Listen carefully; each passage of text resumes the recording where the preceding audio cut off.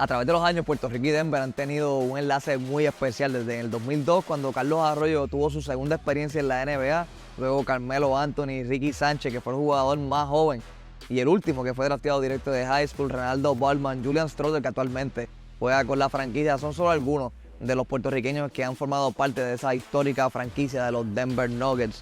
Hoy, en Vaqueros TV, le damos la bienvenida para lo que será un gran episodio. Hablaremos con 3 estrellas que han estado a través de todo el mundo y por los últimos años representando sus países y los colores de los equipos a los que representan. Y hoy en día son vaqueros de Bayamón como tú.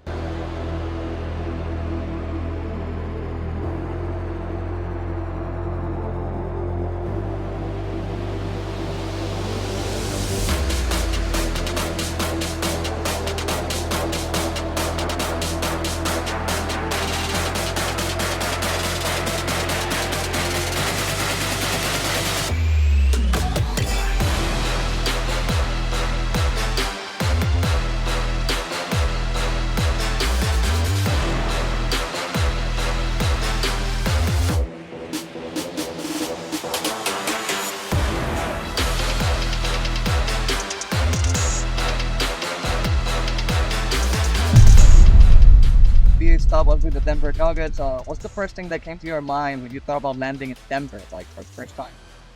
For me, the first time I went, I really didn't know anything about Denver, but mountains and snow. But when I got there, it was a lot more to it, and supposedly Denver has the most sunlight out of any state in America, so that was kind of crazy too. But yeah, I learned new things ever since I was there.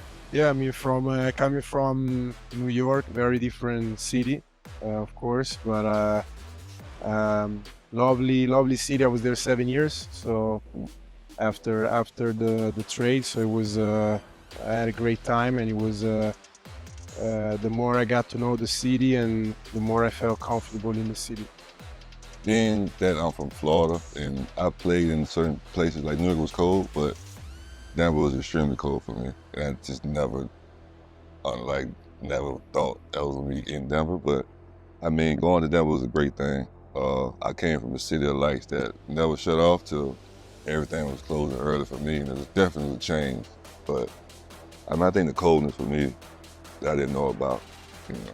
Let's talk about the Pepsi Center. Now it's the Ball Arena. But any stories or memories of that place? Maybe about the staff, the fans, the vibe, maybe funny, special. I mean, the Pepsi Center was always rocking. They always had great fans. Yeah, the fans was always. They had this lady named Miss Vicky, her and her husband. They was always there with the signs. Still there? They was there when his there and everything. She's still there. Yeah. I think her husband passed, but she was still an avid fan, sitting in the same seats. So yeah, they had great fans. Yeah. Fans, block. Y'all. Man, I had Kane Martin, Nene, Chauncey Billups, Melo, and I mean some of those guys they was playing at a high level basketball then, but I had crazy Kane Martin in my ear. I had Birdman on my team too. I think that's when I started getting all these tattoos, when I started being around J.R. Smith and all them, because it was just like the thing to do. But I mean, those guys were something else for me. Like, you know, watching them when I was younger in my whole career, just be playing with them, they taught me a lot of the game. Like old school wise, it's not like it is now, you know. So I can say that about it.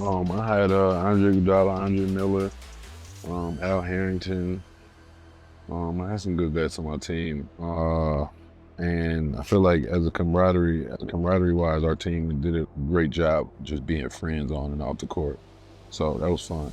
Yeah, well, when I got traded, some of the vets that RB was mentioning were the same teammates of mine. They were not part of the trade. So when I got there, Nene was there, and Kenyon and JR, and I made a mistake one time to call him Chris Anderson, and that was the last time that I called him Chris. He's Birdman. This is the Birdman, baby.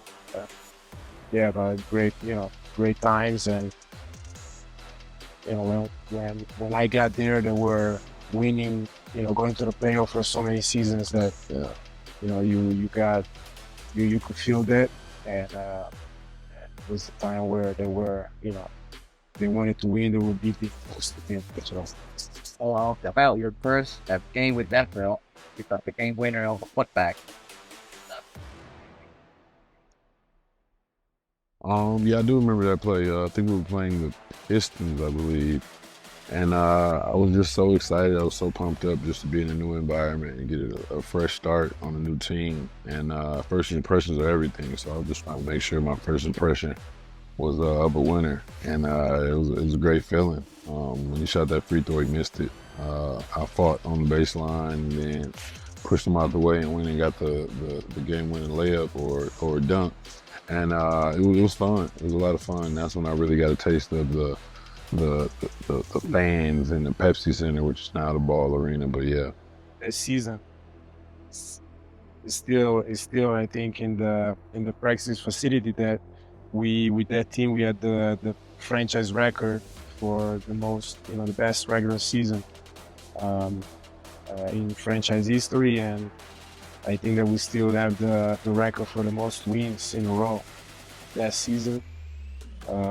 So it was a fun year, and of course when you're winning, it makes everything better, I think. You all play for Coach George Carl, he's a Hall of Famer, over 1,000 wins in the NBA. What's it like playing for a coach with that kind of legacy? it was cool. For sure. It was cool. Below your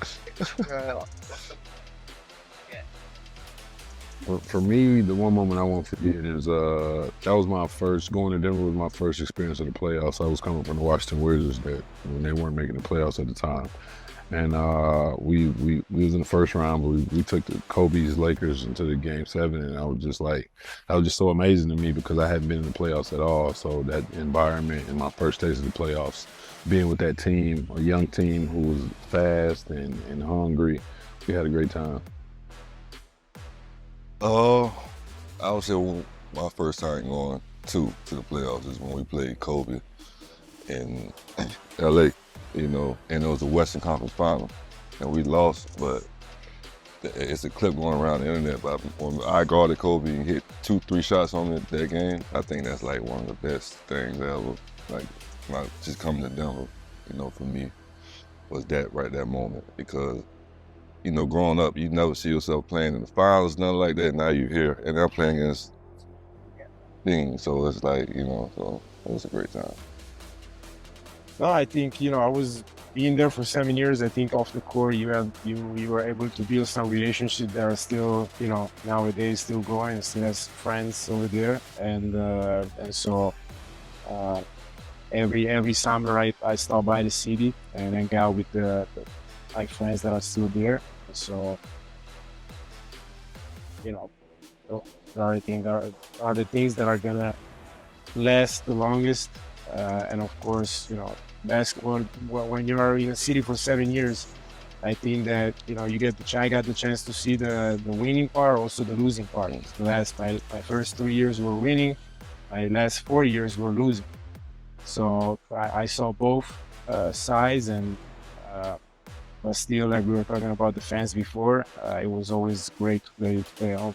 First day in Denver versus first day here in Puerto Rico, very different experience. So what was your mindset when you came over to play for Puerto Rico, knowing about the weather and all the stuff before coming over here, compared to Denver?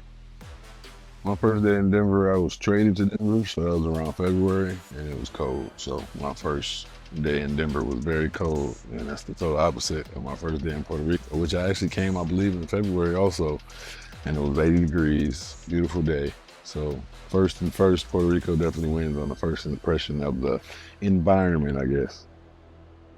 The weather situation is pretty different. I think that I came 2 summers ago with the Italian national team to play the pre-Olympic tournament, so I had the chance to experience Puerto Rico. We were here for 3 weeks, so I saw a little bit, and I liked it, so I knew what I was gonna expect a little bit. And of course, talking to Carlos, I think that he prepared me for what to expect and how it was gonna be played here in Bayamón and fans and the league and everything. So I would say great first impression. What it was, so I mean, when you first came back to like 10 years ago, playing the league, what was the mindset? I mean, it was a very different league. Yeah, it was.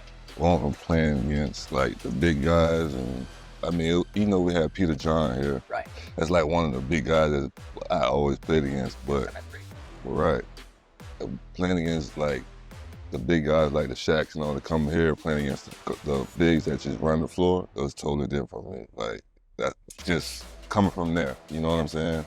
Waiting for a big man to post him up to run a play for the big. It was different. You know what I mean? It was different. But like I say, a couple years ago, coming to Puerto Rico, I just fell in love with it. They fell in love with me. Yeah. Playing together now, I mean, there's been like maybe 10 years of that experience. What has changed with the way you approach the game or maybe each other? I mean, it feels good. Just an old friend, linking up with an old friend, and we're kind of old. We're clearly older now, and we both have families, and we're a little bit chiller than we were when we were playing for Denver. So it's cool though. It's cool. It's cool to see the growth in both of us. Need to come here, leave this experience, knowing that RB and JaVale were gonna be here. Mentally helped me. It made it a little easier, and so that definitely helped me in the process of making the decision and be more comfortable with the decision that I made. I mean, we help each other, we push each other, if it's on or off the court, weight room or whatever, but I mean, that's what we're here for, We played at the highest level of basketball before, and right now, where we're at in the stage in our lives and our careers that we can teach these young kids how to get where we were. Yeah, now you got an international flavor right here in Puerto Rico, it's a lot of them. How does basketball help? I mean, I feel like basketball, especially, sports in general, is a positive just because it puts you in locker rooms with people you probably wouldn't work together with. I'm in the locker room with an Italian, a Dominican, a whole bunch of Puerto Ricans. I'm an American from Michigan. Like all of us being together. If it wasn't for sports in general, I don't think that in the workplace, if we all worked at Chipotle, we wouldn't, you know what I'm saying? Like we wouldn't be in those positions. So I feel like basketball, just being able to be around different types of cultures and people and just see how they are and getting that experience is amazing. Basketball can take you across the world. Yeah, like you said, even playing overseas in different countries, you meet new people, you know what I mean? And the difference about their culture and what they're doing, and so piggyback on what he said. What about Puerto Rico that totally caught you off guard, in a good way? If so. Yeah. I think, RB, of course, he knew it before, but like our fan base is huge and is great. I think, especially I didn't expect go on the road and feel like you're at home. You're playing at home, even if you are on the road, which I don't know. Overseas, it never happens. In the NBA, sometimes it happens in the NBA. You play in Denver, you play against the Lakers, for example. They play at home, but and a couple of other things. But I think that's. How many little cities are in Puerto Rico? Yeah. No, I'm saying the fact that there are so many cities in Puerto Rico, I've never been. I've only been here for vacation. As a tourist, it's Old San Juan. You see but being able to play for the team, I've been able to go to Ponce and all these different cities, Mayaguez, places I've never even heard of, and see how their city is ran and how it looks. So that's pretty cool.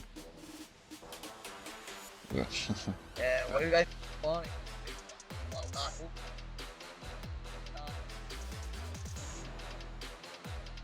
Me personally, I try to connect with the water wherever I go. So that's either the beach or going to a waterfall or something. I just try to connect with the water since I'm on an island. I feel like I have no choice. If I'm just sitting on an island all day, I think that's a bad idea. I've been 2 kids. I like to stay at home and spend time with my kids, with the family. Sometimes when we have time, we go. When they're not in school, we go to the beach and see different places. But most of the time at home with them. I'm kind of a quiet guy off the court, and I'm always at the beach. But I'm at a beach that you probably don't think I'm at, like totally around nobody. Like I like my quietness. I like to be private, especially with my family too. Just relaxing. I don't do too much like my younger days, but so. Not for me. I'm from Michigan, so it's cold, very cold. So this is like a total different from where I'm from. Just the family-wise though, definitely family-oriented, and I can see the love in here. But other than that, weather-wise, absolutely not. For me, my wife is from an island in Italy, which is very similar to Puerto Rico. So it reminds me, it's very similar. So when we go back to Italy and we spend time in the island, it's very similar to Puerto Rico. That's what we have for the fans. I expect us to win the whole thing. Right? Yeah. Honestly, Yeah, it's nothing. there's nothing less than that. And for the fans, keep on supporting us. We gonna give y'all the show every time we go out there, and we're gonna go out there and do what we have to do. Bringing the championship, another championship to Bayamón. 17.